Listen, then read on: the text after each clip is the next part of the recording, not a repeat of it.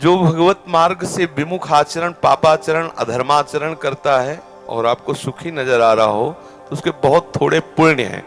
उनको भुगाने के लिए पहले हमारे संविधान, भागवतिक संविधान में उसके पुण्य नष्ट कर, क्योंकि जब उसे दुख मिलेगा तो पुण्य उसका सहयोग कर देगा, इसलिए पहले उसके सहयोगी का नाश किया जाता है।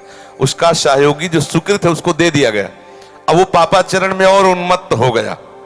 अब उसके वो सुकृत चल रहे हैं, इसलिए उसे जुकाम भी नहीं होगा। अब वो सोचता है कि कुछ नहीं, कोई निर्णय नहीं, कोई भगवान नहीं, मनमानी पापाचरण करो, खूब मौज से रहो।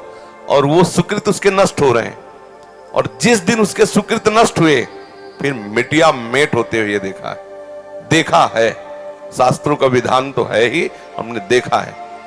एक ठाकुर रामबली सिंह जमींदार आसपास बंदूक लेके चलते, ऐसा बच्चापन में को देखा हमने।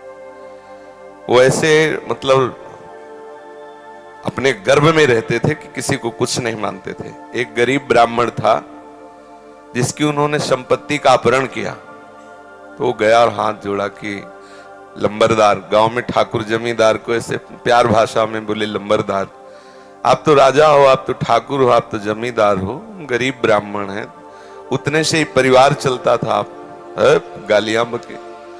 उन्होंने पैर छुआ ब्राह्मण ऐसे और रो दिया और वापस आ गया। जानते हो, आज उनके कुल में कोई पानी देने वाला नहीं। कुछ ही दिनों में बड़ा लड़का भयंकर कैंसर से बीमार हुआ, मर गया। दूसरा दिमाग खराब हो गया, तीसरे की टांग टूट गई, चौथा लेबरी करके उनको जो खवाने वाला था पीलिया हो गई। और आप अफीम के इतने नशेबाज बन गए कि धीरे धीरे सब जहां उनके आगे पीछे बंदूक लेके चलते थे वहां मक्खी उड़ाने वाला कोई नहीं रहा, और एक पशु की तरह मरे जब कोई फेंकने वाला नहीं।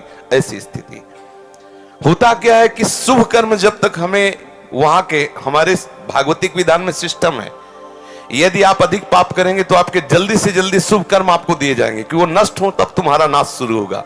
और जब आप भागवतिक कार्य करते हैं तो देख लिया गया ना कि आप संभल रहे हो, तो आपको कोई बाधा ना पहुंचा सके, इसलिए आपके जो पाप कर्म है उनको फेंक दिया गया कि उधर से खाली करो।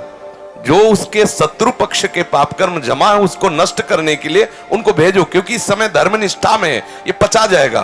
तो उसके पाप कर्म आते हैं और धर्म में प्रबल होकर के उन पाप कर्मों को भोगता है, धर्मात्मा बन के चलता है। जिस दिन उसके पाप नष्ट हुए वो सुकृत और ये वर्तमान के सुकृत मिल गए, उस दिन जय हो जाती, उसकी कोई पराजय सजयती, त्रिभुवन में उसकी जय जयकार हो जाती है। और उस पापात्मा का ऐसा नाश होता है, कोई पानी देने वाला नहीं मिलता।